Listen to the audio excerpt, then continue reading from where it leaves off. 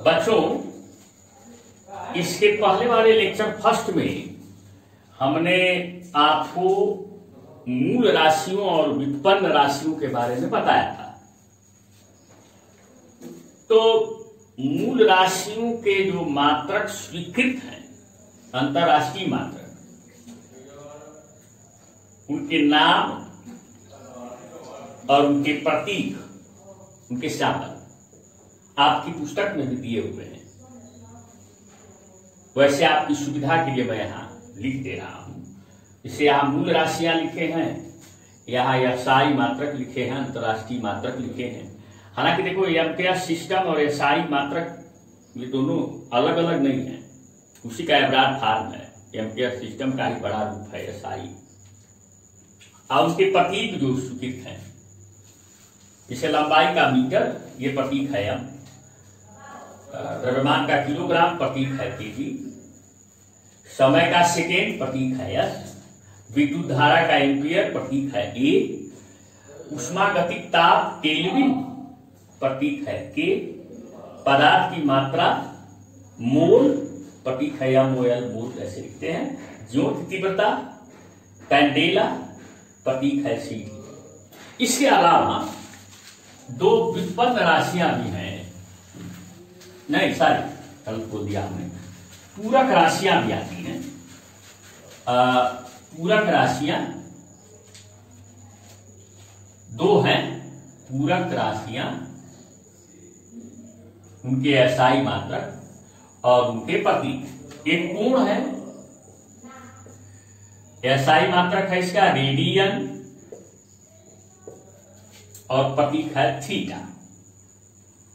एक घन कोण है, उसका एसआई मात्रक है स्टेरेडियन, स्टेरेडियन घन कोण का, और उसका प्रतीक है ओमेगा, ओमेगा, या इसको कभी कभी ऐसे भी दर्शाते हैं, ओमेगा का संकेत है। बुक में परिशिष्ट में पीछे आपको दिया हुआ है ओमेगा। तो कोण रेडियन, प्रतीक थीटा, घन कोण स्टेरेडियन, प्रतीक ओमेगा। साथ ये बुक में है, लेकिन लिख दिया मैंने देखा आपने। खैर, ये तो आप बुक से देख सकते हैं। सबसे पहला बहुत महत्वपूर्ण सवाल इस लेक्चर में मेरे सामने ये है कि जैसे देखो, जैसे कागज का टुकड़ा है,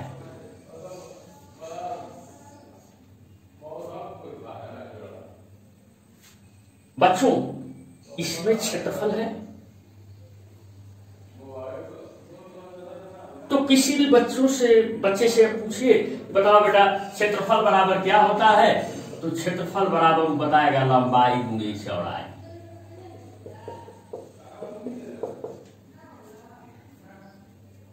क्या सही में यह क्षेत्रफल है? अगर यही क्षेत्रफल होता तो वृत्त का क्षेत्रफल पाई आर स्क्वायर क्यों होता, जबकि आर इसकी त्रिज्या है। यानी लंबाई गुणे चौड़ाई क्षेत्रफल नहीं है, ये क्षेत्रफल को मापने का एक तरीका है। तो क्षेत्रफल है क्या बच्चों? यह एक द्विविमीय आकृति है, कागज का टुकड़ा, 2 डायमेंशनल फिगर है। ठीक है, द्विविमीय, त्रिविमीय, 2 डायमेंशनल, 3 डायमेंशनल, इसके बारे में आगे चर्चा होगी। फिलहाल ये वस्तु यानी कागज का टुकड़ा यहां पे हमने लिया है। इस व्हाइट बोर्ड पे जो स्थान घेर रही है, जिस स्थान को इसने कवर कर रखा है, उसको इसका क्षेत्रफल कहते हैं। या कोई त्रिविमीय आकृति है, जैसे कोई बॉक्स आपने लिया है, तो बॉक्स अनंत आकाश में जो स्थान घेरता है उसे उसका आयतन कहते हैं। एक कागज का टुकड़ा है, इसने व्हाइट बोर्ड पे स्थान घेरा है, एक तल में स्थान घेरा है, तो जितने स्थान को इसने घेर रखा है वही उसका क्षेत्रफल। अब सवाल यह है कि क्षेत्रफल बराबर लंबाई गुणे चौड़ाई इस कागज के टुकड़े के लिए किसने बनाया? ये गॉड गिफ्टेड तो नहीं है। कि कोई ईश्वरी तो है नहीं। देखो इसमें लंबाई है, एक तरफ के ये लंबाई है, ये चौड़ाई है।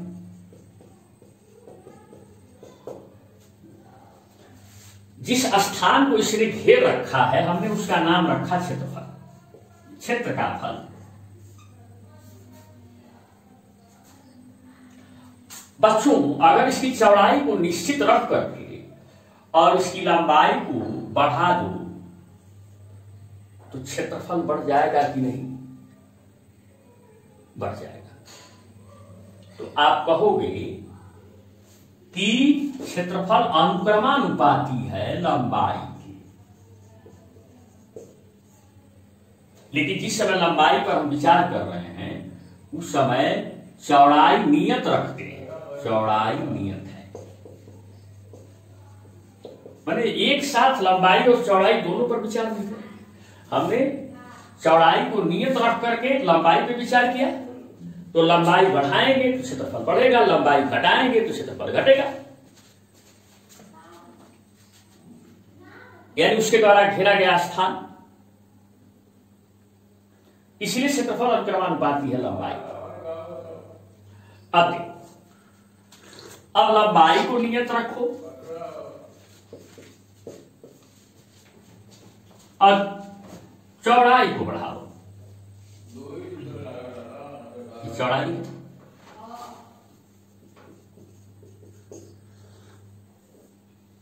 तो भी क्षेत्रफल बढ़ जाएगा, इसके द्वारा घेरा गया स्थान बढ़ जाएगा।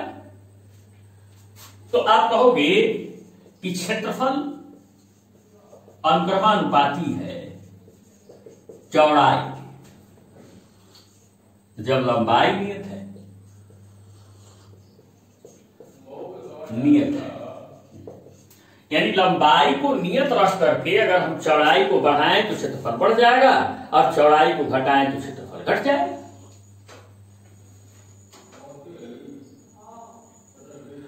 अब ये दोनों दो बातें हैं, क्या किसी और बात पर यह क्षेत्रफल निर्भर करता है क्या? नहीं। मेरे सिर के बाल बढ़ जाएंगे तो क्षेत्रफल बढ़ जाएगा, एक हफ्ते समय के बाद क्षेत्रफल बढ़ जाएगा? नहीं। ये क्षेत्रफल न समय पर निर्भर करता है न मेरे सिर के बाल के बढ़ने पर निर्भर करता है। यानी लंबाई और चौड़ाई के अलावा इस कागज का क्षेत्रफल किसी अन्य बात पर निर्भर नहीं।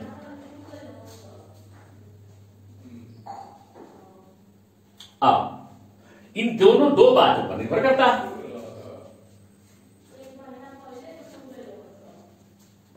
इन दोनों को एक साथ एक तरीके एक लाइन में लिखना हो तो हम कैसे लिखेंगे?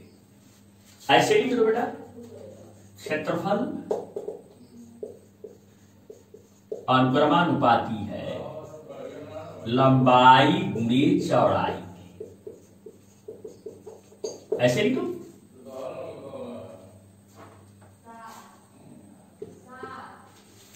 अगर लंबाई बढ़ाओगे तो भी लंबाई और चौड़ाई का गुणनफल बढ़ेगा। इसके अनुक्रमानुपाती है क्षेत्रफल तो क्षेत्रफल बढ़ेगा। चौड़ाई बढ़ाओगे तो भी लंबाई और चौड़ाई का गुणनफल बढ़ेगा, क्षेत्रफल बढ़ेगा। लंबाई और चौड़ाई दोनों बढ़ाओगे तो लंबाई और चौड़ाई का गुणनफल बढ़ेगा तो क्षेत्रफल बढ़ेगा। इसलिए क्षेत्रफल लंबाई और चौड़ाई के गुणनफल के अनुक्रमानुपाती है। कुछ बच्चों को शंका हो जाएगी, कहेंगे कि ऐसे नहीं लिख देंगे, क्षेत्रफल बराबर लंबाई धन चौड़ाई लिख दे तो क्या होता है? नहीं, ऐसी कोई परंपरा नहीं है। इसके कई कारण हो सकते हैं। उसमें सबसे बड़ा कारण तो यह है कि कभी कभी मापन में चिन्हों का ध्यान रखना पड़ता है। जैसे हालांकि लंबाई और चौड़ाई का कोई चिन्ह नहीं होता, दूरी का कोई चिन्ह नहीं होता, लेकिन चिन्हों का ध्यान रखना होता है। और चिन्हों के ध्यान रखते समय अगर कोई प्लस है कोई माइनस है तो वैल्यू कम हो जाएगा या अधिक हो जाएगा, ऐसी कोई संभावनाएं होती नहीं। तो यह असुविधाजनक है। लेकिन गुणा करने में तो कोई प्रभाव नहीं पड़ता। 5 में 4 का गुणा करोगे तो -20 आएगा, -20 आएगा। तो माइनस भले आ जाए लेकिन 20 है ना, वैल्यू पे प्रभाव नहीं पड़ा। अब 5 में 4 का भी गुणा करो तो 20 आएगा, वैल्यू पे प्रभाव नहीं पड़ेगा, इसलिए बेटर है। इसमें कई तरह की शंकाएं प्रतिशंकाएं हैं जिनके बारे में यहाँ चर्चा करना ठीक नहीं है, धन नहीं लिखा गया। अब कहोगे कि क्या ये बन गया पैमाना? नहीं, अभी ये पैमाना बना नहीं है, क्षेत्रफल को मापने का तरीका अभी बना नहीं है। बस एक बात हमने लिखा, अगर अभी यहां लिख दे, इसकी तो जरूरत नहीं है, थोड़ी सी जगह खाली करके हमने लिख दिया 10 अनुक्रमानुपाती है 20 के। मेरे पैकेट में 10 रुपया है, आपके पैकेट में 20 रुपया है। हमने कहा कि ये 10 अनुक्रमानुपाती है 20 के। मतलब क्या हुआ, अगर हमको कोई पैसा देगा तो उसी अनुपात में आपको भी पैसा देगा, तो ये अनुक्रमानुपाती है। लेकिन अगर हमको नहीं देगा तो आपको भी नहीं देगा, एक ही क्रम में है। अब एक सवाल उठता है कि इसको बराबर करने के लिए एक ही अनुपात में है, लेकिन हाँ एक बात का ध्यान रखना पड़ेगा कि एक ही अनुपात में पैसा देगा, माने अनुपात बदलेगा नहीं, ये दोनों अनुक्रमानुपाती। अब इनको बराबर करने के लिए गणित का एक ही नियम काम करता है, वो है गुणा का। ऐसे करोगे 10 अगर बराबर करोगे तो यहां पे आपको पहले तो 20 को हटाना पड़ेगा और 10 से ऐसे करना पड़ेगा, माने आपको इससे गुणा करना पड़ेगा। देखो बाएं पक्ष और दाएं पक्ष बराबर हो गया, लेफ्ट हैंड साइड और राइट हैंड साइड बराबर हो गया। यानी गणित का नियम है कि बराबर करना है तो कहीं ना कहीं हमें गुणा करना ही पड़ेगा। विज्ञान की भाषा में इसे नियतांक कहते हैं, कांस्टेंट कहते हैं। इसके अलग अलग परिस्थितियों में अलग अलग मायने हैं। तो यहां भी हम कह सकते हैं, हम तो यहां नहीं जानते कि किससे गुणा करना चाहिए, तो हम ऐसे गुणा कर देते हैं। इसलिए क्षेत्रफल बराबर के गुणे लंबाई गुणे चौड़ाई, ऐसे बना दिए, जहां के बराबर नियतांक, कुछ स्वेच्छ नियतांक होते हैं, ये होते हैं, तो उस पर अभी बहुत दूर चर्चा हमें नहीं करनी। ऐसे कर देते हैं, जितनी आवश्यकता है उतनी चर्चा हम कर। इसको समीकरण क्वेश्चन नंबर। अब इसके का क्या करेंगे? विज्ञान वालों ने बस इतना ही परिभाषा बनाई है। ऐसा नाम रखो कि के की जरूरत ही न पड़े, तो चलो हम नाम रखते हैं। जब लंबाई बराबर 1 मीटर, चौड़ाई बराबर 1 मीटर, तब क्षेत्रफल का नाम 1 मीटर स्क्वायर होगा। भाई नाम रखना तो मेरा ही आपका काम है। आप लोग अपना नाम रखते हैं तो आपके मम्मी पापा रखते हैं, वैसे ही ऐसा नाम रख दिया गया। हालांकि ये भी कहा जा सकता है कि जब लंबाई 4 मीटर और चौड़ाई 1/4 मीटर, तभी क्षेत्रफल का नाम 1 मीटर स्क्वायर होगा, तो तभी हो सकता है। लेकिन बेसिक रूप से यही माना गया पहले शुरुआत कि लंबाई 1 मीटर होगा, चौड़ाई 1 मीटर होगा, तो क्षेत्रफल का नाम हम लोग रख दिए 1 मीटर स्क्वायर। अब इन मानों को समीकरण 1 में रखो, इसलिए 1 से देखो क्षेत्रफल का नाम रख दो 1 मीटर स्क्वायर की लंबाई 1 मीटर, चौड़ाई 1 मीटर, तो ये मीटर मीटर और मीटर स्क्वायर कट गया 1 बराबर की, यानी के का मान 1 हो गया। तो जब के का मान 1 हो गया ऐसा नाम रखने से, तो अच्छा, सुविधाजनक है। अब के का मान 1 में रख लीजिए। के का यह मान 1 में रखने पर क्या मिलेगा? तो यहां के बराबर 1 रख दो। क्षेत्रफल बराबर लंबाई गुणे चौड़ाई। इस तरह से क्षेत्रफल को मापने का एक तरीका बना दिया गया। के का मान 1 रखना जरूरी नहीं था। अभी उसी समय अंतरराष्ट्रीय स्तर पे स्वीकृति हो गई होती कि लंबाई 1 मीटर हो, चौड़ाई 1 मीटर हो, तो उस समय क्षेत्रफल का नाम 2 मीटर स्क्वायर होगा। तब तो क्षेत्रफल का सूत्र बन जाता क्षेत्रफल बराबर 2 गुणे लंबाई गुणे चौड़ाई। वो भी गलत नहीं होता, लेकिन उसी को सर्वमान्य करना होता। सब लोग उसी से मापते।